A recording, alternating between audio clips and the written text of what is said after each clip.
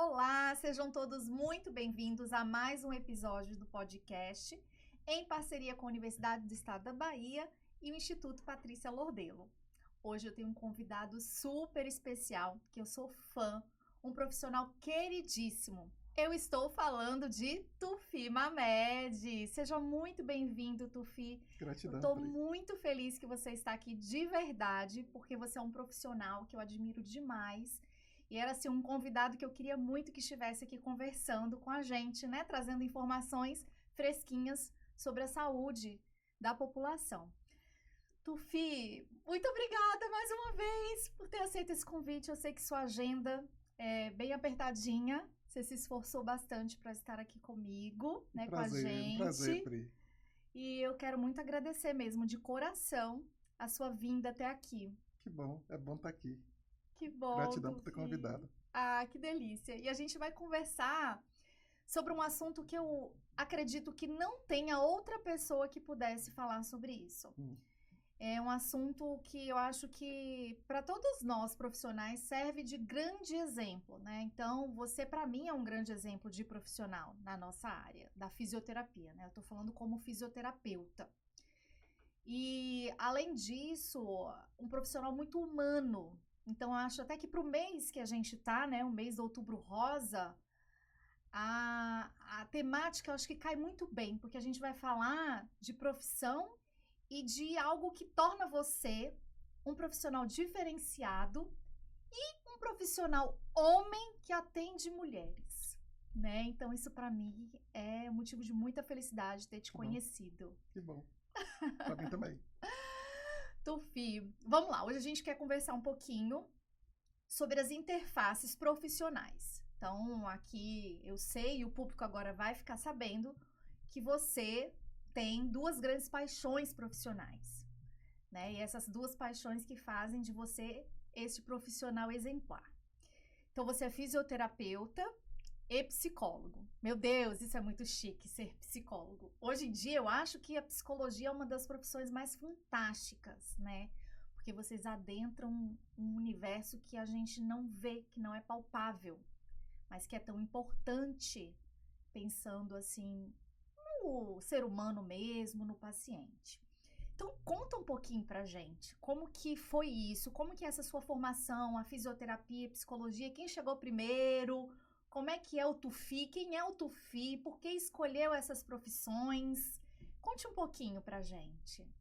Tá legal. Antes de ser psicólogo e fisioterapeuta, eu era publicitário. Eu fiz duas faculdades antes. Eu fiz desenho industrial, com programação visual.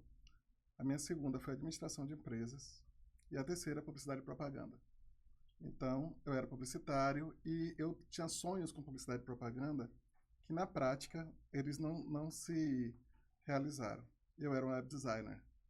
Na época, nem tinha computador direito. Então, isso daí foi em 90 e eu acabei esse percurso em 2000. E aí eu disse, o que é que eu tenho que fazer agora? E eu fiquei pensando o que é que eu poderia fazer. E eu tive um problema quando eu estava na faculdade de administração, que foi no tornozelo. Eu tive uma lesão em que eu perdi todos os ligamentos laterais, deltoides, e aí eu fui tratado por uma fisioterapeuta, Giovana Figueroa. E aí ela falou pela primeira vez sobre fisioterapia para mim. Posteriormente, eu disse assim, então eu vou voltar para a Inglaterra e eu vou fazer massoterapia clínica. E eu pedi para meu tio Celso, Celso Figueroa, e minha tia Teté, minha tia Eta Figueroa, para que eu me orientassem para fazer um curso de massoterapia, não pensando ainda em ser fisioterapeuta. E eu era péssimo. Eu não tinha manualidade nenhuma. E aí eu fiz esse curso de massoterapia. E no curso de massoterapia, por ser péssimo, e logo no primeiro curso, no primeiro módulo, eu tinha que aprender uma quantidade enorme de músculos e ossos. Eu disse, o que é que eu estou fazendo aqui? Então eu comecei a... Eles ofereciam massagens públicas, que eram nos shoppings, ou na época no Bom Preço, Unimar, não era Bom Preço, acho que era Unimar, Paz Mendonça e Unimar. E eu ia gratuitamente para lá e eu atendia essas pessoas em cadeiras de massagem. E eu ia para todas. Tudo que tinha eu ia. Eu ia gratuitamente, mas eu ia para todas e eu fiquei bom. Um dia eu atendi Giovana, anos depois. Ela me atendeu há muitos anos atrás, e muitos anos antes, e depois eu fui atendê-la. A gente estava em Vilas, ela estava com a dor. E quando eu atendi, ela disse assim: o que foi que você fez aqui? Aí eu disse: eu fiz isso. Mas eu não sabia o que eu fazia, eu era um técnico. Então eu sabia fazer. E aí passou a dor dela. Ela já tinha ido em alguns médicos e tudo mais. A gente, eu nem sei se eu estou falando o nome das pessoas, eu tô falando. Não tem problema não, tem problema não. Aí, Gil, se você estiver ouvindo aí, onde você estiver, e não puder falar seu nome, agora é tarde. E aí, ela disse assim: por que você não faz faculdade de novo? Eu disse: oh, mas eu já sou graduado e tal. E se você passar nos primeiros lugares, ela era coordenadora da faculdade, então eu consigo uma bolsa para você, uma faculdade particular. Aí eu disse: tudo bem. Aí eu estudei, fiz vestibular na época e passei em terceiro lugar. Fui para a faculdade, ganhei uma bolsa. E eu fiz a Unime. Então eu tinha acesso a várias pessoas que estavam nas redondezas de Lauro de Freitas. Então a gente atendia não só Lauro de Freitas, como todos os lugares. Giovana é espetacular como coordenadora. Então, desde o quarto semestre, eu já tinha acesso prático a os pacientes. E nós tínhamos uma clínica escola muito boa, que pegava toda aquela região metropolitana. Então, eu tive a possibilidade de atender várias pessoas. E aí eu fazia massoterapia, que me ajudava a pagar a faculdade, e eu comecei a atender os próprios professores. Então, eu tinha muito mais exigência. Porque eu atender um fisioterapeuta e fazer alguma besteira seria Sim. uma coisa impossível, né? E eu fui atendendo as pessoas e tal, e foi assim que eu fui crescendo na fisioterapia. Ao longo da fisioterapia, como eu entrei um pouco desavisado na fisioterapia, eu fui me apaixonando, pouco a pouco. E eu sabia que eu tinha que verificar todas as áreas da fisioterapia. Algumas eu percebia que eu não iria trabalhar. Então eu disse: essas é que eu tenho que me dedicar mais. Então eu tive professores espetaculares que me orientaram para várias áreas. Por exemplo, minha orientadora de TCC era a Mônica Lajana. E aí, por causa de Moniquinha, eu consegui ir para o HGE. E eu fiquei um ano no HGE, sabendo que eu não ia trabalhar com TI. Isso daí foi excelente para mim, porque eu ia ver as áreas que eu não tinha acesso.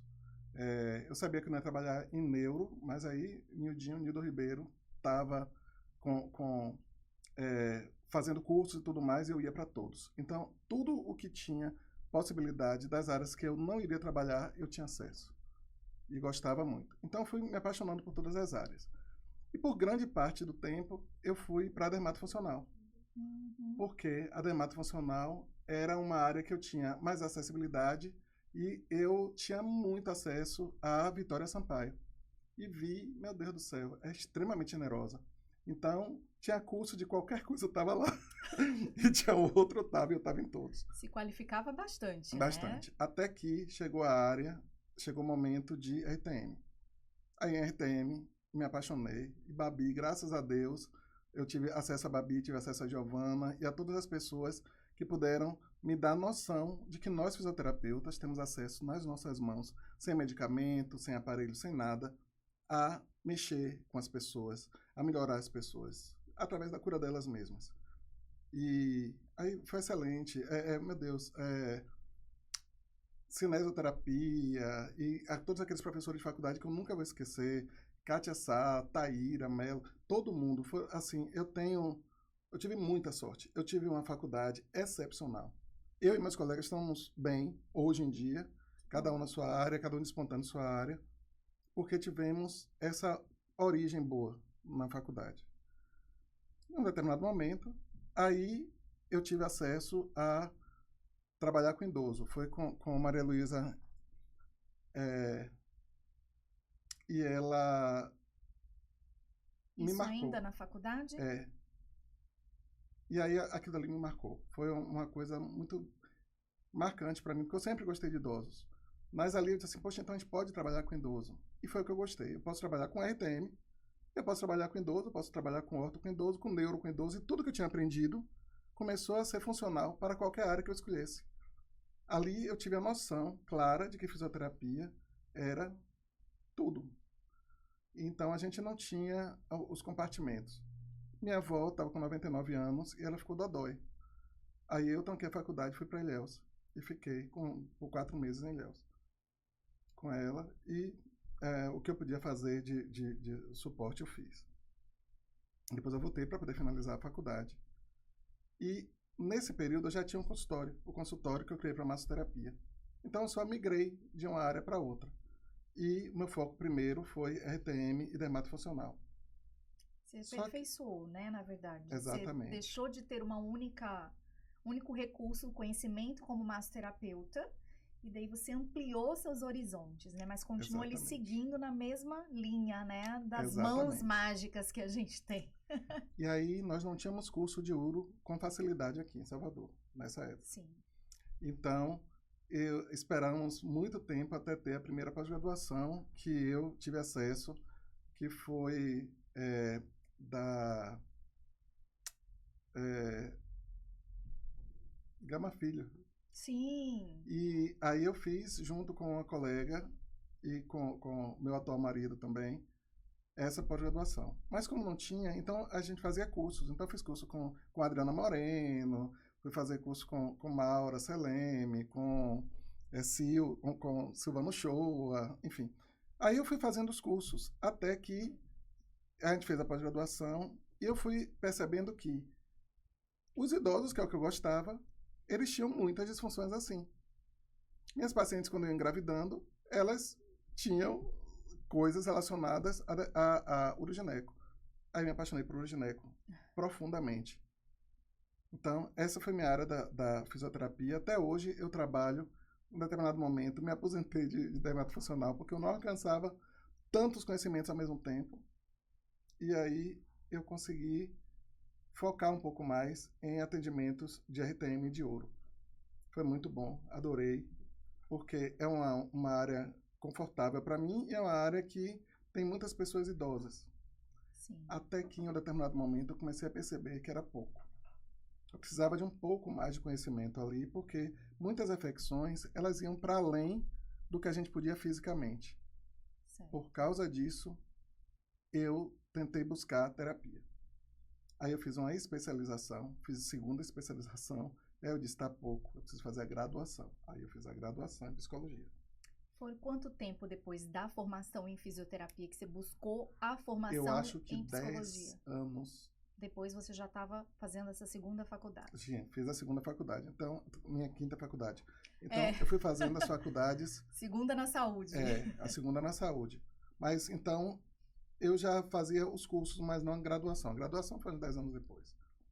Aí eu fiz a graduação em psicologia. Me apaixonei por psicologia também, sendo que a área que mais me assambarcou, me abraçou, ou eu abracei, eu não sei, foi a que seja humanística, né? Que seja fenomenológica.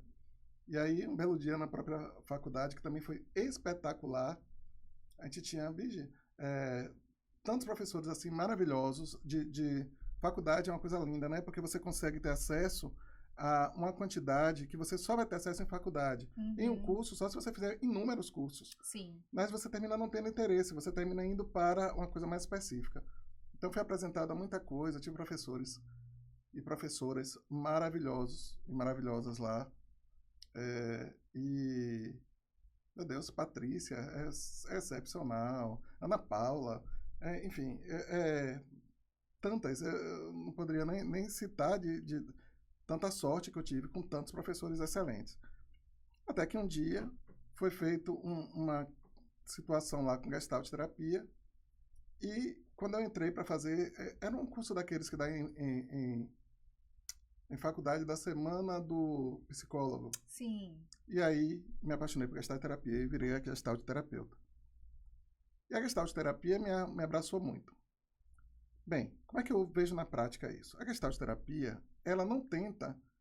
gostei de todas as disciplinas. Você poderia ir para TCC, poderia ir para análise de comportamento, psicanálise, todas as áreas. Sim. Eu acho que a psicologia, assim como a fisioterapia, ela tem uma amplitude de recursos. E você pode ir para um lado ou outro, mas o ser humano é o mesmo. Sim. Então, se você é neurologista, é fisioterapeuta neurológica, ou se você é ortopédica, ou se você é uro, você é tudo. você tem que pelo menos ter um conhecimento, nem que seja para poder referenciar todas as áreas.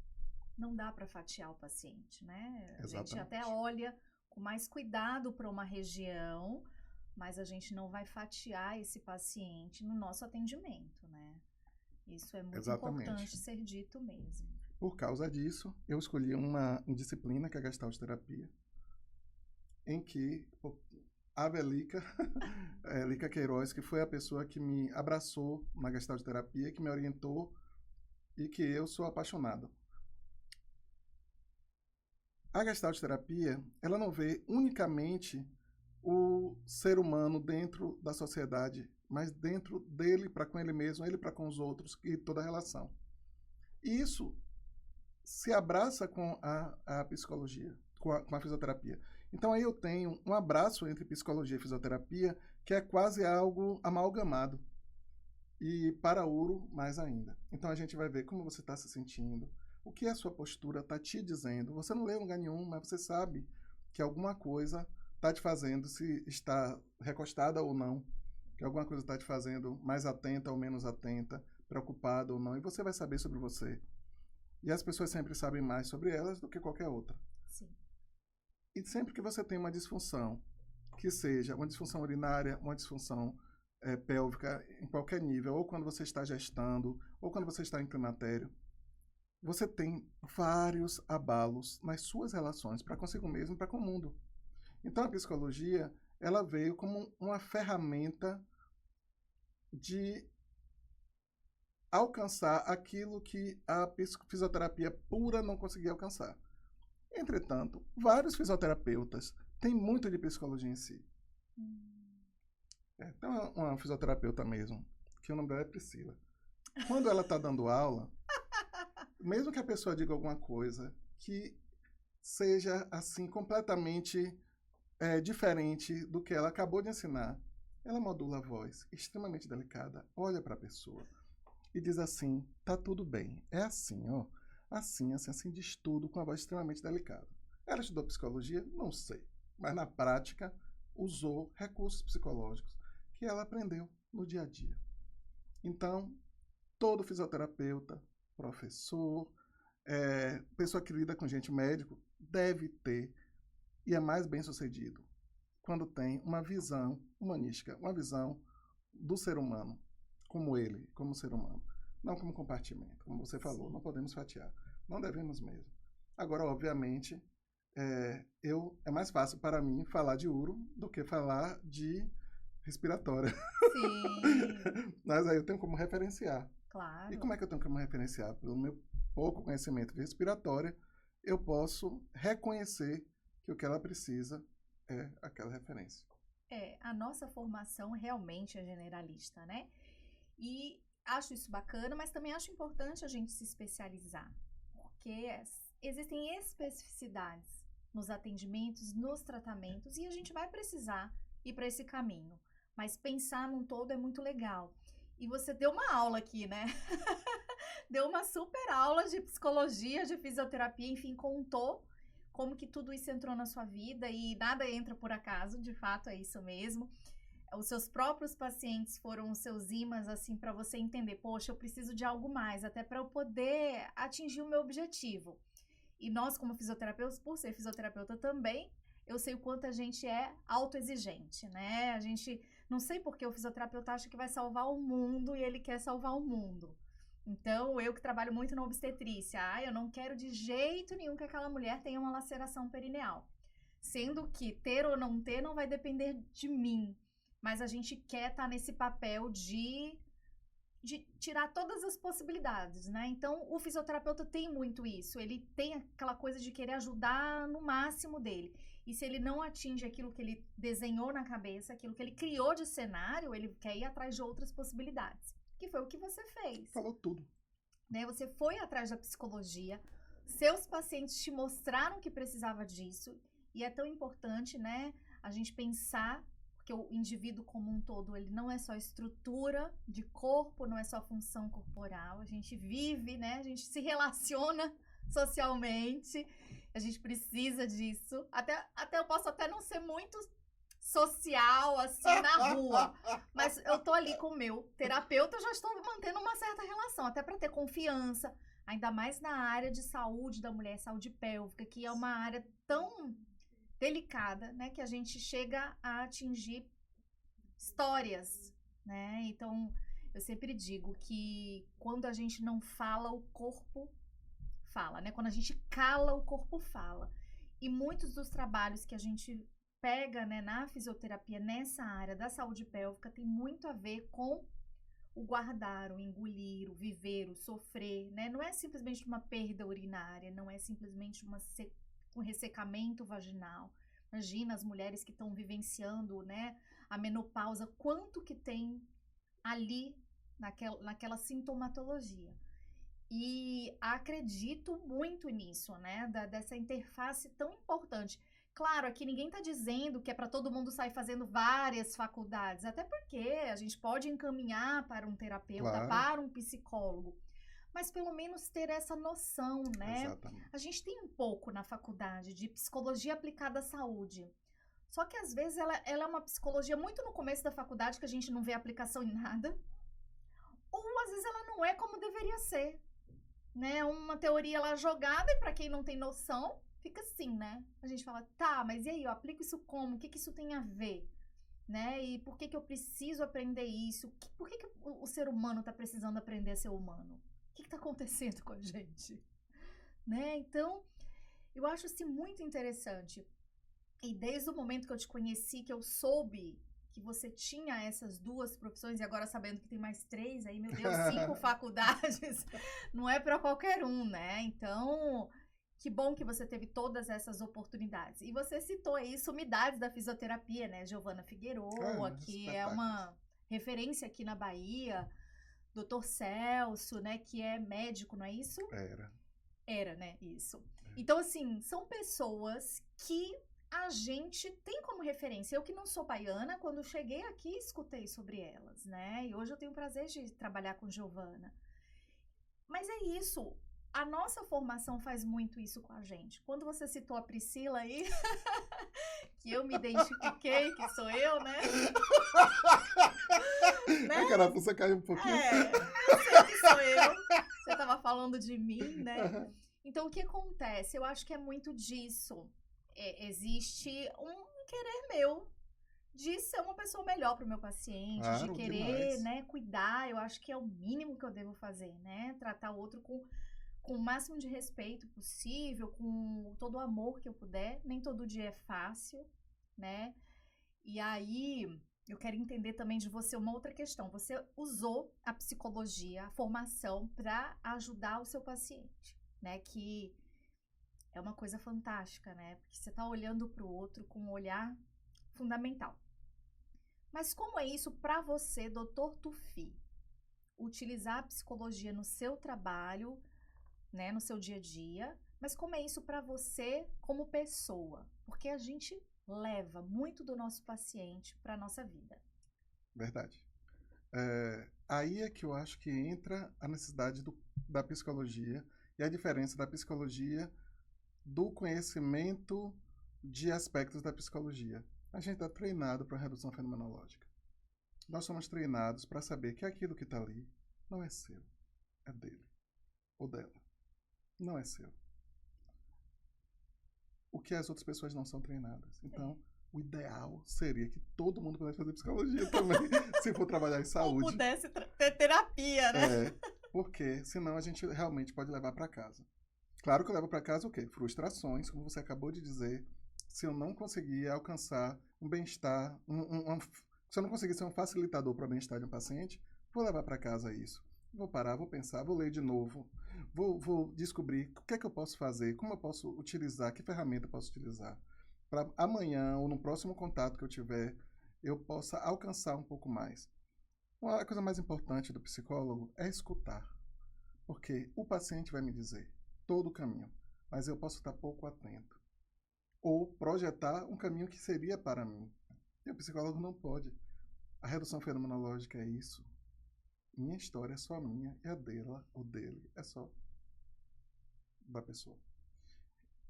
Não necessariamente. Eu posso até dar exemplos, trazer Na, na, na, na Gestalt eu posso trazer coisas pessoais, mas eu não tenho como saber da história da pessoa mais do que ela mesma. Mas eu tenho como escutar.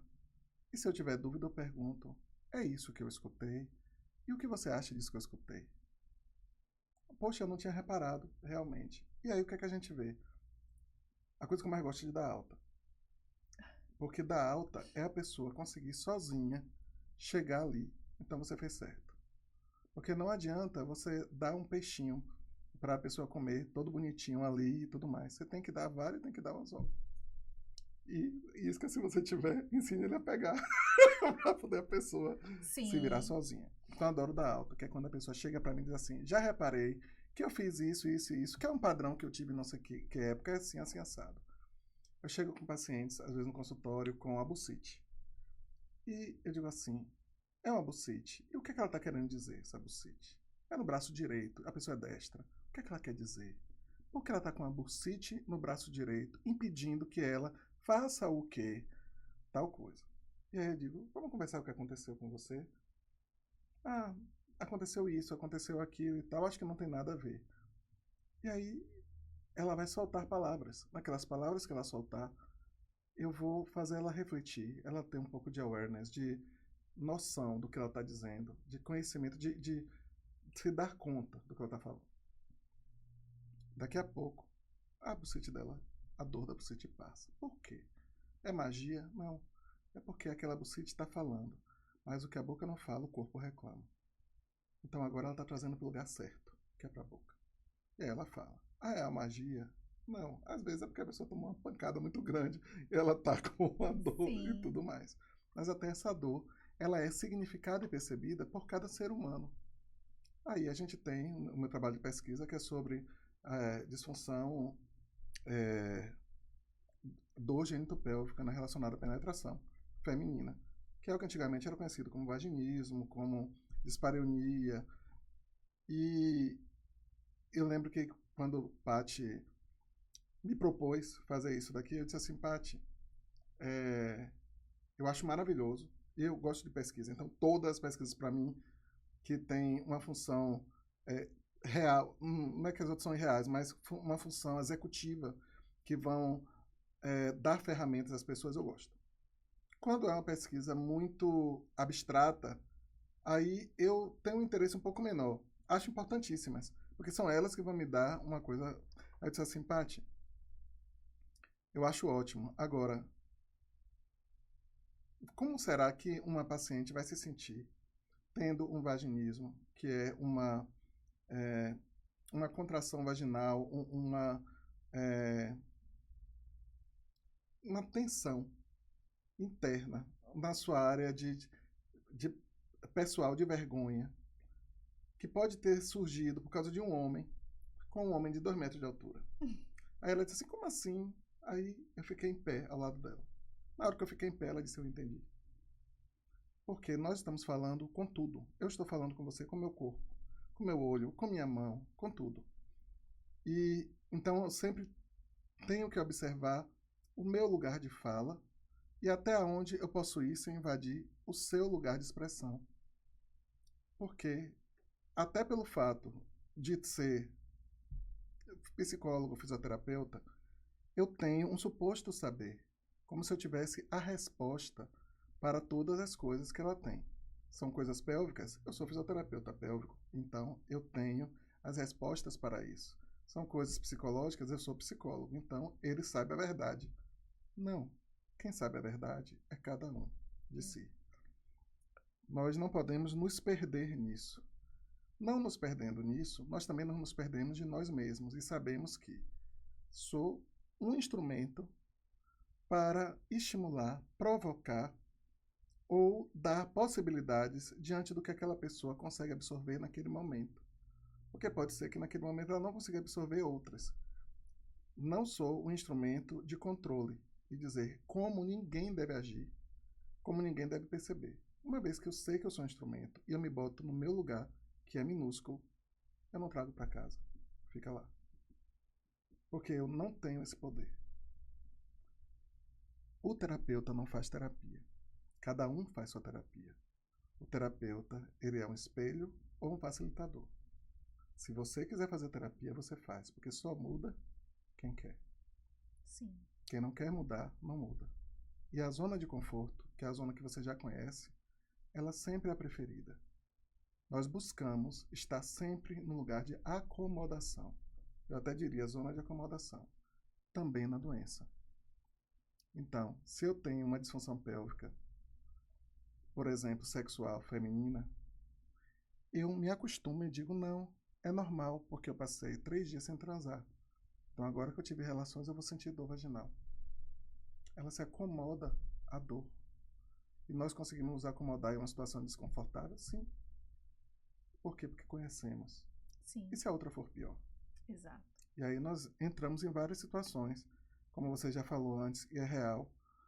Uma situação, por exemplo, pélvica, ela pode ser o corpo falando de uma relação abusiva, o corpo falando de uma relação de submissão no trabalho, o corpo falando de uma insegurança provocada por falas parentais, na infância uma separação mal organizada, uma alienação parental, Uma questão religiosa. Uma questão religiosa, e milhões de repressões, e milhões de crenças que são catastróficas, que são depreciativas e de pensamentos oportunos e automáticos.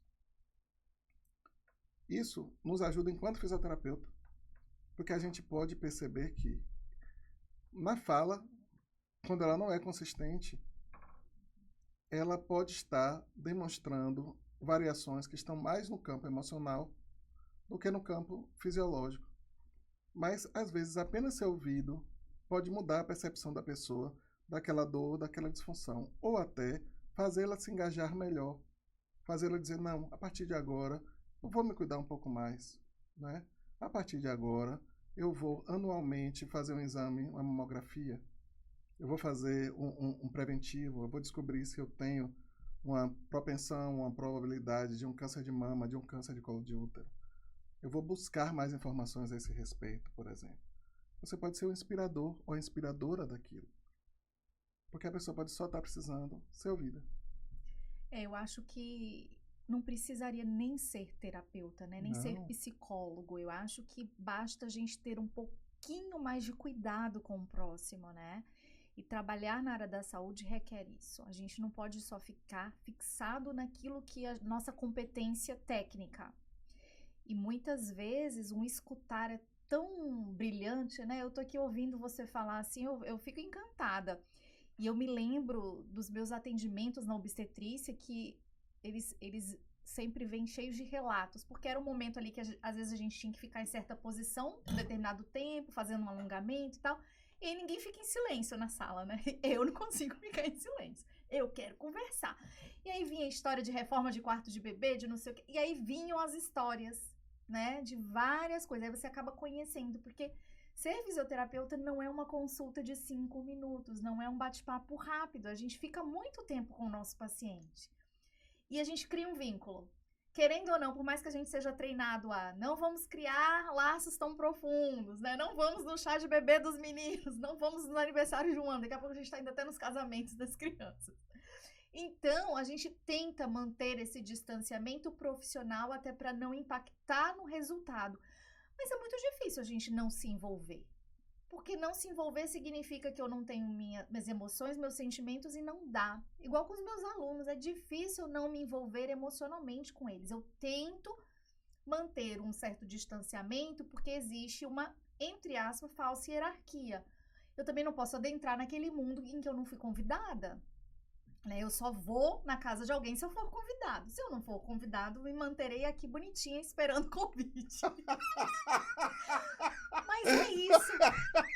E no atendimento é a mesma coisa. É óbvio que você tem um olhar, porque você foi treinado dentro do curso de psicologia a ter essa percepção. Eu talvez tenha um olhar mais aguçado, porque pode ser uma característica minha, ou por já ter vivido experiências semelhantes, então eu tenho ali um pouco mais de empatia, talvez, né, com a situação. Já fui aluna, então por isso falei mais manso com a aluna, porque tive uma professora que só falava gritando. Então eu não quero reproduzir aquilo que fez mal pra mim, né? E às vezes, mesmo quando a gente reproduz, não é intencionalmente. Às vezes é a forma como a gente aprendeu e sempre achou que deveria ser. E também o fato de ser uma pessoa que quero sempre estar cada vez melhor. Eu falo que eu passei dos 40 e depois que eu passei dos 40, uma chave virou 360. Eu falei, eu não vim esse mundo à toa. Né? Eu não fui ser fisioterapeuta à toa, não fui ser professora à toa, não tive meu filho à toa e nem vim morar na Bahia à toa. Alguma coisa tem. Então, que eu faça dessa alguma coisa, algo que eu ainda não tenho todo o conhecimento, toda a certeza, mas que eu faça algo que seja bom, seja melhor, né? Eu acho que a gente tá na vida para evoluir, né? Eu penso muito nisso. Então, às vezes a pessoa também não faz, não é porque ela é ruim, é porque ela não aprendeu. E de fato a gente aprende no amor mesmo. Todo mundo fala: "Ah, quando você não ouve seus pais, a vida ensina, que não sei o quê". Mas vamos lá, gente, com todo o amorzinho, por que não, né? Ah, eu aprendi assim, eu sou da geração da Havaiana no bumbum. Então eu tenho que reproduzir. Havaiana de pau. Não é Havaiana de pau. Lembra da história, né? Eu tenho que reproduzir isso. Então eu não sou formada em psicologia. Mas eu tenho um olhar diferenciado para os meus pacientes. Tenho. E acho até que por isso eu fui para obstetrícia. Eu só fui para obstetrícia de fato, de verdade, e só me foquei nisso depois que eu fui mãe. Oh, que legal. Depois que eu vivi a maternidade. Amo o pós-parto, puerpério, porque eu falo que tem 12 anos que eu estou no puerpério, que é a idade do meu filho. Ah, mas tem que me estudar porque é o puerpério mais longo que eu conheço. Mas é isso quando a gente vive. Mas e a pessoa que nunca vivenciou aquilo? Ela não pode também ter esse cuidado a mais? Então, muitas vezes eu percebo que às vezes as pacientes vinham para consulta, não era nem para um tratamento específico, elas só queriam falar sobre algo. E nem é sempre no primeiro momento que a gente vai conseguir essa intimidade, esse laço de confiança. E não levar para casa, Tufi, eu acho tão difícil. Eu admiro quem não leva, quem entende que aquilo é do outro. Hoje eu consigo entender melhor porque faço terapia, graças a Deus. Um beijo para minha terapeuta maravilhosa, porque a gente tem que fazer, porque a gente faz pelos outros que não fazem. Então, quem não faz, a gente acaba tendo que fazer. E porque eu preocupo muito com quem eu sou e quem eu sou para o outro. Ah, você não tem que se importar com o que o outro pensa sobre você. De fato, eu não me importo com o que ele pensa sobre mim, mas eu quero ser uma pessoa boa para ele, independente do que ele tenha feito. Então, para as minhas pacientes, a mesma coisa, porque eu entendia que algo eu precisava ver lá ainda antes do nascimento daquele bebê. Para aquela mulher, aquele nascimento podia ser um renascimento. E é difícil, porque eu não sou formada em psicologia, né? E para mim era sempre um grande desafio. Você tá tão lindo, emocionado, Legal. com os olhinhos cheios, brilhando, porque é gostoso falar disso, né? E a pandemia, ela é engraçada num sentido. Ela veio por tantos motivos, mas eu acho que foi muito para chamar nossa atenção sobre essa parte da alma, das emoções. Porque a gente, sem querer, sem planejar, as emoções afloraram nessa época, né? Com psicoses, com dermatose, dermatite, com várias coisas se manifestou. Então não foi pra gente dizer, o povo ficou mais doido, ou o povo, a saúde mental piorou. Não, foi pra chamar a atenção. Oi, saúde mental é muito importante para a saúde como um todo. E é isso, os nossos pacientes não são um corpo, uma pelve, né? Eles são seres e a gente precisa tanto disso. E quando você, né, é um fisioterapeuta que eu conheço, eu não conheço outro que tenha a formação fisioterapeuta e psicologia. A gente pode até ter fisioterapeuta e depois fazer medicina, ou ter uma outra formação em outra área, como você era do desenho industrial, da administração. Ok, mas... E aí, por isso eu fiquei tão encantada em entender como é que a psicologia entrou na sua vida. Porque a físio, eu entendi, você foi um paciente, se encantou pelo atendimento que teve. Então, olha a importância de um profissional ter te atendido tão lindamente, né? Com certeza. Parece uma poesia, né? O jeito que atendeu. E quanto nós professores, né? Você também é professor, o quanto a gente tem essa responsabilidade em sala de aula, porque muitas vezes o aluno escolhe uma área por conta daquele professor. Poxa, eu nunca tinha reparado nessa área. Nossa, mas aquele professor me encantou de um jeito e a gente acaba seguindo para aquela área, né? Que você falou da parte da psicologia. Você podia ter ido para TCC para várias. Sim. E você escolheu uma específica onde você se sentiu chamado também. Exatamente. Então, quanto isso é diferencial? É verdade. Ser um profissional como você, né? Assim, que teve essa preocupação. E você poderia realmente não ter feito o curso de psicologia, mas que bom que você fez. Tem essa ferramenta, né? E se eu pudesse aqui perguntar a uma paciente sua, com certeza só teria coisas interessantes a se dizer sobre isso. Mas eu também queria entender isso em você, como é que isso repercutiu. Porque eu, Priscila, fisioterapeuta, professora, eu tenho dificuldade de fechar minha porta do meu trabalho e ir para casa e não lembrar daquilo mais. É Uhum. muito difícil, eu não trabalho de 8 às 18, fecho meu computador, baixo, vou para casa e não resolvo mais nada, né? Fico ali pensando se minha paciente melhorou, se ela vai viajar, se é uma paciente de disfunção sexual, vai retomar a relação com o marido, como isso vai impactar. Então tem muita coisa, né? Se é um aluno que vai fazer uma prova, enfim, a gente fica pensando em tudo. Então, como que permeia, né, na nossa prática isso? Verdade. No meu refletir, sabe? Então, ver no paciente, eu acredito que se eu pegasse uma paciente sua, eu ia ver a transformação que você fez. Mas como é isso para você, né? Essa interface que você tem de ter duas profissões para o paciente e para você, né? Para mim é muito difícil não levar para casa. Você falou que não tem que levar, meu Deus. Agora eu vou ter que pensar como não levar isso para casa. Não, você pode levar para casa. Você não vai levar Não como vou tomar sendo para mim, seu. né? Exato. Eu levo sempre no sentido de, como eu falei, estudar, ver como é que eu posso melhorar e tudo mais. Mas eu não levo para mim a questão da pessoa, porque cada questão é de cada pessoa mesmo. Temos as nossas histórias, você tem as suas, Claro. né? Eu percebo, e é muito claro para mim, que você só pode levar alguém até onde você já foi. Logo, aquela pessoa que tem mais experiência sobre X área tem mais domínio de levar alguém em X área. Não quer dizer que eu não consiga ir para outra área também, mas aí eu vou com a pessoa. E na primeira vez que eu vou com a pessoa, talvez depois eu possa levar uma outra naquele local. Então, eu tenho que saber meus limites também. Por exemplo, eu não atendo pessoas que têm adicções, pessoas que têm adicções com drogas, com álcool, porque eu não tenho. Na minha história de vida, eu não tive acesso ou contato muito grande. Eu não bebo, eu não fumo, eu não me drogo. Então, eu não tive essa experiência. Logo, eu não tenho nem como empatizar, porque eu não tenho a experiência para poder falar sobre aquilo. E aí, eu sei daquele limite. Eu não vou adiante naquele limite. E mesmo que a pessoa não seja psicóloga, a psicologia ela é uma profissão. Mas a terapia, ela está muito antes da psicologia. Né? Freud não era psicólogo. E ele foi o pai da psicologia. Então a psicologia ela é recente. Ela tem 60 e poucos anos. Então ela está começando ainda. É muito nova. Então é uma coisa que precisa ainda ser estruturada. Mas existe sim, é como eu falei, o suposto saber. Se eu não sou psicólogo, eu não sei. Sabe? Você só não sabe naquela estrutura. Se eu não sou formado, então eu não sei costurar. Sabe costurar, mas você aprendeu de outra maneira. Se eu não sou cozinheiro, eu não sei cozinhar, sabe sim, porque no seu dia a dia você aprendeu aquilo. Então, vários caminhos levam a gente a Roma. Não necessariamente você pegar o ônibus de turismo. Sim. Não tem Então, uma técnica não tem. específica, mas eu vou saber chegar. Se me orientarem, eu chego lá, né? Posso Claro, demorar até, claro. dependendo E do aí tem meio. aquelas pessoas que têm muita facilidade de orientação. Essas olham o vento assim, Roma tá para lá. E elas chegam em Roma mais rápido que outras. E ok, porque a velocidade ela não pode ser limitada a um padrão.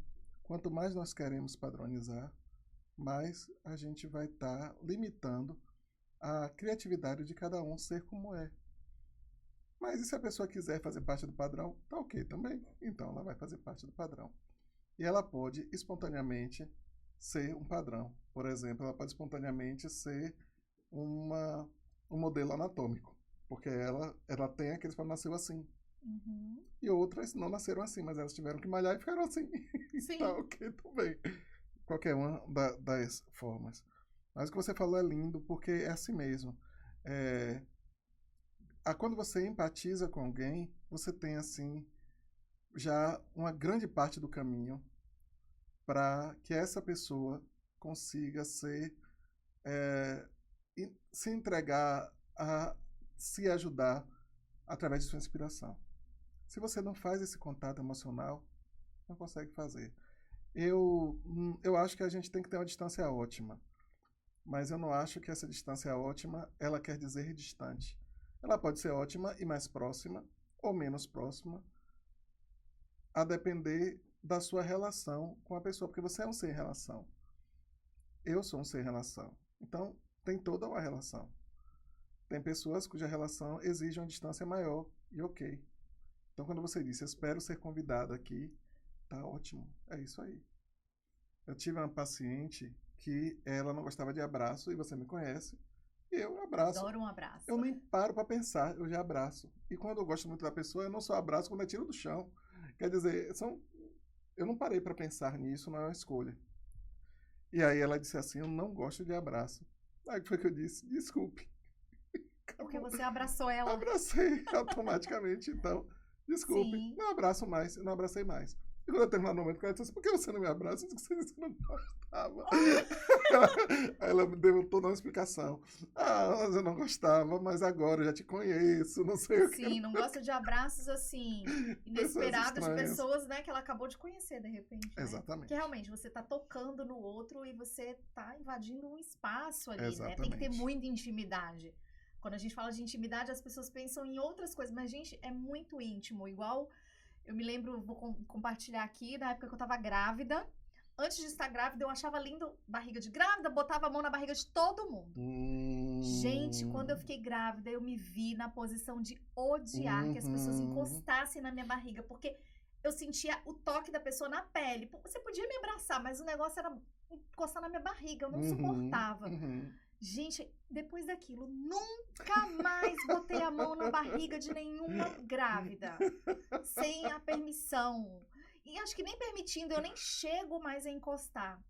Então, é esse limite que a gente vai precisar saber, né? Na nossa prática, sim, na nossa vida, né? Como profissionais. Então, eu acho que fica aqui um recado muito importante que a gente, enquanto profissional de saúde, vamos pensar aqui no profissional de saúde que está tão ligado às questões de doença, né?